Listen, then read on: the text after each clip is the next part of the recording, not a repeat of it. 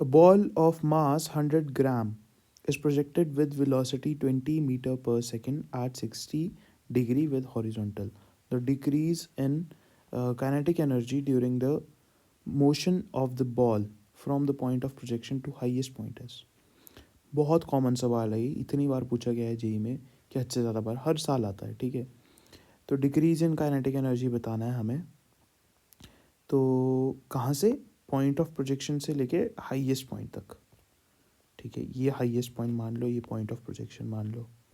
अब क्या किया है, ये 20 मीटर पर सेकंड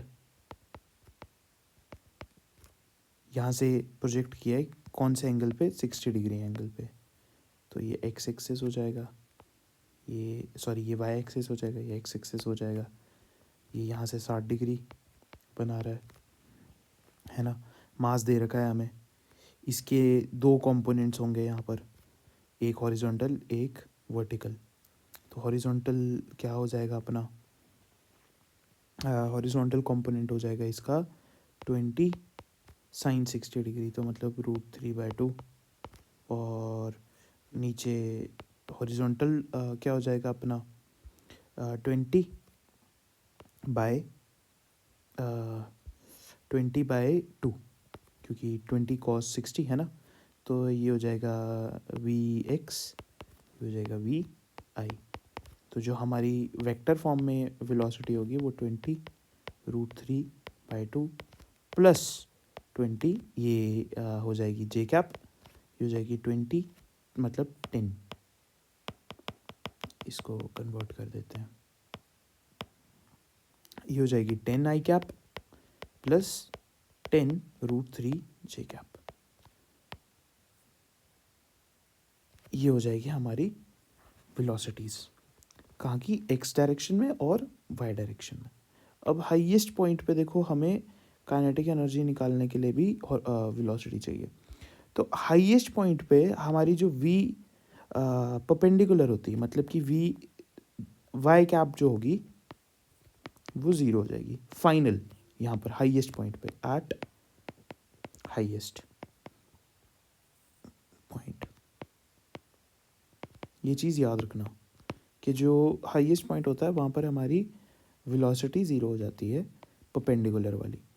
तो हमारी कौन सी हॉरिजॉन्टल जो वेलोसिटी होती है वो थ्रू आउट मोशन सेम रहती है। मतलब यहाँ पर पूछोगे तो भी वी एक्स हमारी 10 ही रहेगी, क्योंकि हमारे पास एक्स डायरेक्शन में कोई भी एक्सेलरेशन नहीं है, सिर्फ वाई डायरेक्शन में है जो कि है एक्सेलरेशन ड्यू टू ग्रेविटी, ठीक है। तो यहाँ पर वी एक्स फिर से कितना रह जाएगा, 10 मीटर पर सेकेंड।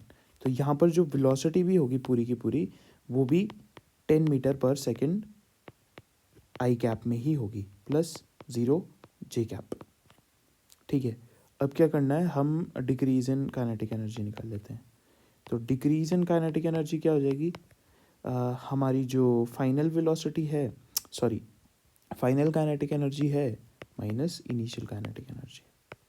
इनिशियल काइनेटिक एनर्जी के लिए क्या करेंगे, हम स्पीड ही ले लेंगे जो यहाँ पर होगी। तो kinetic energy is nothing but half of M V square, V final square minus half of M V initial square.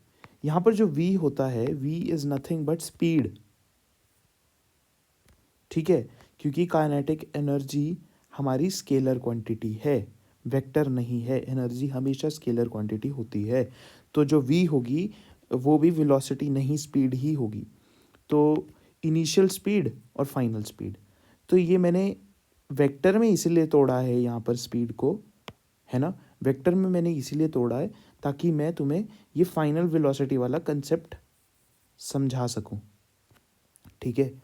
तो जो फाइनल वेलोसिटी है हमारी, इसको स्पीड में बदलते हैं और इनिशियल वेलोसिटी को भी स्पीड में बदलते हैं। इनिशियल वेलोसिटी देखो, मैंने 20 को तोड़ा है इसमें, ये जो 20 मीटर पर सेकंड है इसको तोड़ा है वेलोसिटी के फॉर्म में, है ना। तो जो स्पीड हो जाएगी वो हमारी, वो इसका मैग्नीट्यूड मतलब कि 20 ही हो जाएगी, v इक्वल्स टू 20, है ना। इसका जब मैग्नीट्यूड लोगे, ऊपर जो v है इसका जब मैग्नीट्यूड लोगे तो 20 मीटर पर सेकंड ही होगी। तो ये हमारी हो गई 20 मीटर पर सेकंड इनिशियल स्पीड। और फाइनल स्पीड इसका मैग्नीट्यूड ले लो, v इक्वल्स टू इसका मैग्नीट्यूड लोगे तो भी 10 मीटर पर सेकेंड ही होगा।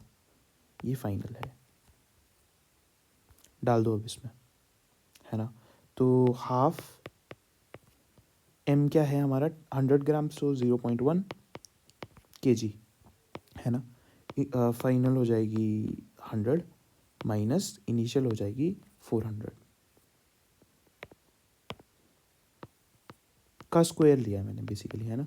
तो 300 माइनस 300 इंटू 0.1/2, तो पॉइंट से पॉइंट जाएगा एंड ये हो जाएगा -15 जूल।